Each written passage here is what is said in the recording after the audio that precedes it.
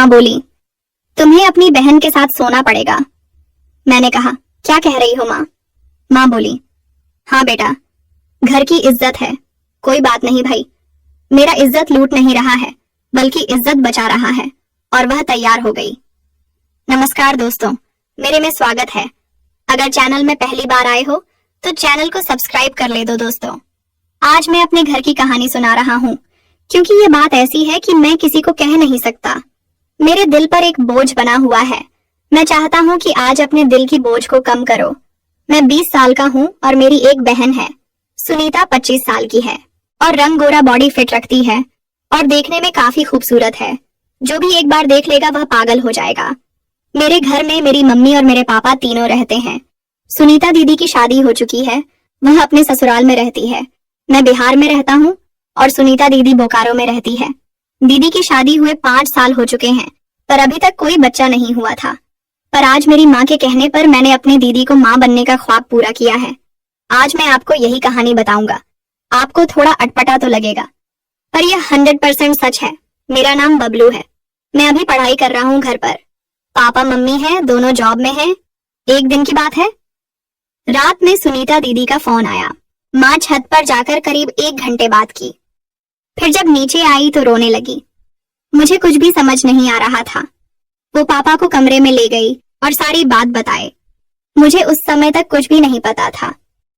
बस बाहर आकर मुझे बस इतना बोली कि कल तुम्हें सुनीता दीदी के घर जाना है, उसको लाने के लिए।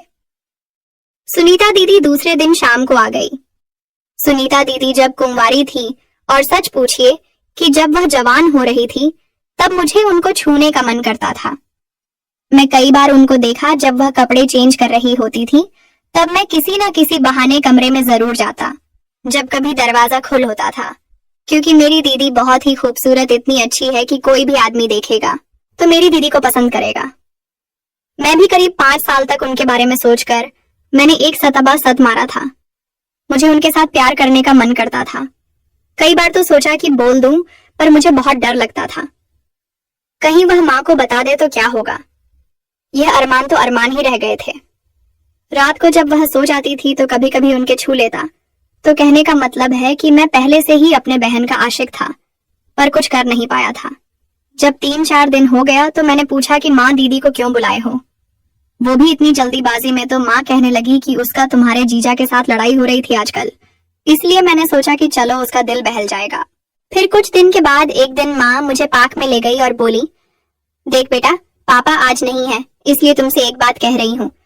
ये घर की इज्जत है, घर में ही रखना। इस काम में पापा को कुछ भी पता नहीं चलनी चाहिए। तो मैंने माँ से कहा कि माँ कौन सी ऐसी बात है जो आप कह रहे हैं, आपके लिए तो मेरी जान हाजिर है, आप मुझे बताओ प्लीज। तो माँ कहने लगी, मुझे सुनीता ने बताया है कि वह अपने पति से माँ नहीं बन सकती। दिक्कत उसके पति में है पर इस बात को उसके ससुराल वाले नहीं मान रहे हैं।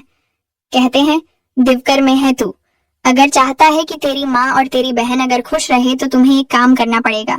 मैंने कहा मैं क्या कर सकता हूँ, जब दिक्कत उसके पति में है तो उसका इलाज करवाना चाहिए। तो माँ बोली, वो इलाज नहीं करवाना चाहता है, वो तेरी बहन की सौतन लाना चाहता है। तो मैंने कहा माँ हो सकता है, दिक्कत दीदी में हो सकती है। तो माँ बोली, दीदी में कोई दिक्कत नहीं है। मैंने कहा आपको कैसे पता? तो माँ बोली, मुझे पता है। मैंने कहा कैसे? तो माँ बोली, मैंने इसका एक बार अबॉर्शन करवा चुकी हूँ। मैंने कहा अबॉर्शन? दीदी का बोली, हाँ, जब वो कुंवारी थी तभी वो ट्यूशन वाले सर से रिश्ता बना ली थी और प्रेग्नेंट हो गई थी। मैं तो सम रह गया। मैंने सोचा बताओ, जिंदगी भर में एक सतबा सत कर काम चलाया और कोई मेरी बहन को प्रेग्नेंट कर दिया। माँ बोली, क्या सोच रहे हो बेटा? मैंने कहा कुछ भी नहीं। माँ तो माँ बोली, जिंदगी में बहुत सारे कुछ से इंसान को गुजरना पड़ता है। तो मैंने कहा तो इस बात से साफ जाहिर होता है कि जीजा जी में ही दिक्कत है। माँ बोली, हाँ, अगर तुम्हारी बहन 1 साल के अंदर मां नहीं बनी तो वह दूसरा शादी कर लेगा। मैंने कहा तो क्या कर सकता हूँ? तो माँ बोली, तुम्हें अपनी बहन के साथ सोना पड़ेगा। मैंने कहा क्या कह रही हो माँ? माँ बोली, हाँ बेटा, घर की इज्जत बचाने के लिए तुम्हें यह काम करना पड़ेगा। मैंने कहा ठीक है, पर दीदी वह क्या? ये तो माँ बोली, तू चुप हो जा, मैंने बात किया था। दीदी से पहले तो नहीं मान रही थी, पर आज वह मान गई है।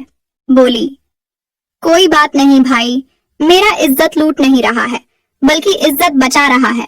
और वह तैयार हो गई तो दोस्तों, अब मेरे घर में एक दुल्हन आती है और उसका सेज सजाने का काम होता है, और दूल्हे दुल्हन के मन में लड्डू फुट रहे होते हैं। बस यही हाल मेरे घर में था। मैं भी सोच रहा था कि रात को दीदी के साथ कैसे होगा। माँ भी खुश थी कि अब तो सुनीता माँ बन जाएगी, और शायद सुनीता दीदी भी खुश होगी। मैं तो कुछ ज्यादा ही खुश था। बरसों की चाहत आज जो पूरी हो रही थी, जिसको जवान होते देख देख आज मैं उसके साथ प्यार देने वाला था। जब से दीदी को यह बात पता चल गया कि मैं मान गया हूँ, वह मेरे सामने नहीं आ रही थी। रात को मैंने खाना खाया, दीदी अपने कमरे में ही खाना खाए, और रात को करीब 10 बज गए थे। माँ बोली, जा बेटा जा, इज्जत रख ले। मैंने माँ को कहा, आप चिंता नहीं करो, और माँ अपने कमरे में सोने चली गई। मैं दीदी के कमरे के पास पहुंचा तो दरवाजा अंदर से सजा हुआ था। मैंने दरवाजे को खोला, अंदर गया। दीदी पलंग पर बैठी थी। वहां जाकर खड़ा हो गया। दीदी मुझे देखी और बोली, क्या कहूँ, मुझे कुछ भी समझ नहीं आ रहा है। क्या सही है क्या गलत है, मैं खुद सोच नहीं पा रही हूँ। पर इतना तो पता है कि अगर तुमने हेल्प नहीं किया तो मेरी जिंदगी बर्बाद हो जाएगी। मैंने कहा, दीदी आप चिंता नहीं करो, आप खुश रहोगे। और मैं पलंग पर बैठ गया और अपना हाथ दीदी के पीठ पर रखा। वह गजब की लग रही थी। वह नजर झुका ली। मैंने उनके फेस को उठाया। वह शांत रही और मैं भी शांत ही रहा। कुछ भी जल्दबाजी नहीं करनी थी, पर किसी को जल्दीबाजी थी, वो था मुझे। फिर मैंने दीदी को अपने बाहों में भर लिया, और तो आप लोग जानते हो कि क्या करना है। मैं उठा और दरवाजा बंद कर दिया, और दीदी को माँ बनाने में लग गए। आज मेरा सपना भी पूरा हो रहा है। इस तरह रात में कई बार हुआ। फिर हम सब सो गए। सुबह जब हुई, माँ मुझे मिली, पूछी कैसा रहा। तभी सुनीता दीदी भी आ गई थी। मैंने कहा, मुझसे क्या पूछती हो, आप इन्हीं से पूछ लो। दीदी बोली, बहुत अच्छा रहा, आज तक ऐसा नसीब नहीं हुआ था। माँ बोली, बस मेरा अरमान पूरा हो जाए और तेरा घर बस जाए, मेरी तो यही तमन्ना है। फिर क्या था दोस्तों, दीदी यहाँ 10 दिन तक रही, और जितना हो सका मैंने उनके साथ प्यार किया। फिर जीजा जी आ गए दीदी को वापस ले जाने के लिए, और दीदी चली गई। दीदी का फोन आया। करीब 9 महीने बाद माँ पूछी, क्या हाल है। तभी दीदी बोली, खुशखबरी है, आप नानी बनने वाले हो। फिर दीदी मुझे थैंक यू कहा। फिर दीदी ने कुछ दिन बाद एक बच्चे को जन्म दिया। आज दीदी माँ बन चुकी हैं, और उसके ससुराल वाले खुश हैं, और मेरे घर वाले भी खुश हैं। यह थी आज की छोटी सी कहानी। अगर आप लोगों को मेरी यह कहानी पसंद आई हो तो चैनल को सब्सक्राइब जरूर कर ले, और बेल नोटिफिकेशन ऑन कर ले। एक प्यारा सा कमेंट करके बताएं कि आपको मेरी कहानी कैसी लगी। कल मिलेंगे एक और कहानी के साथ। धन्यवाद।